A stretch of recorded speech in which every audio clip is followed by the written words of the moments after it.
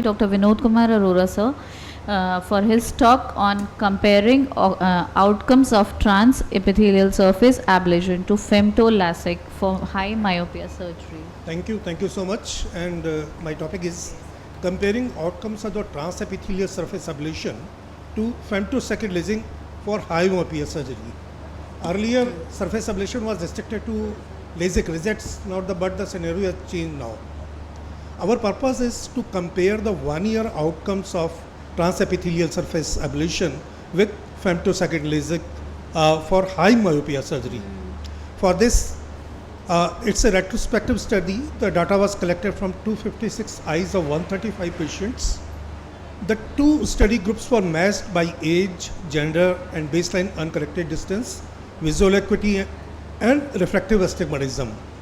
The machines we used, the excimer was wavelight telecruto laser, while the femto was IFS 150 for LASIK.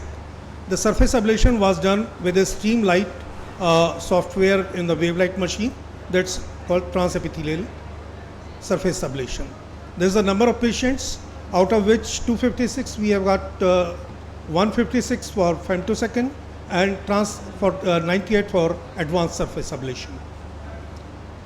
The myopia range was high, that 6 to 10 diopter of spherical equivalent, that is including the cylindrical number also.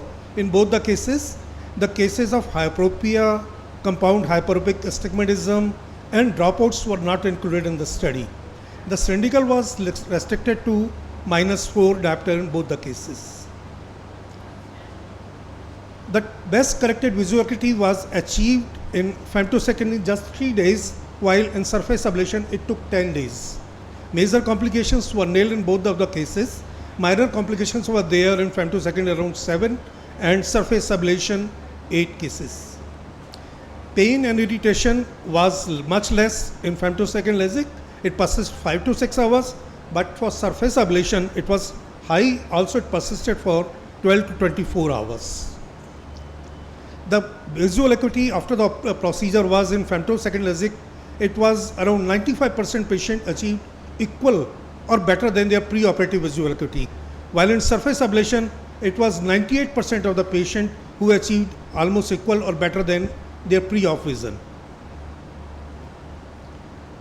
So the corneal refractive surgery, including LASIK, femto-LASIK, SMILE, and advanced surface ablation are there. PRK, once nearly lost, has returned as advanced surface ablation. The game changers are mitomycin, newer wavefront optimized epithelial removal system, and such as SmartSurf and Streamlight.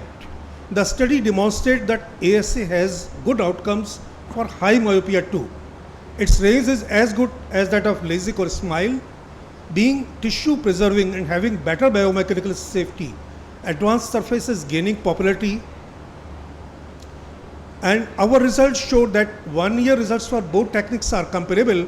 However, the transepithelial advanced surface ablation results were marginally better than femtosecond LASIK. Surface ablation is one of the most effective tools in surgical armamentarium of the refractive surgeon. It is still underutilized and is a very promising and exciting with superior results. These are the my references. Thank you. Thank you so much, sir, for the nice presentation. It's my pleasure to hear from you, sir.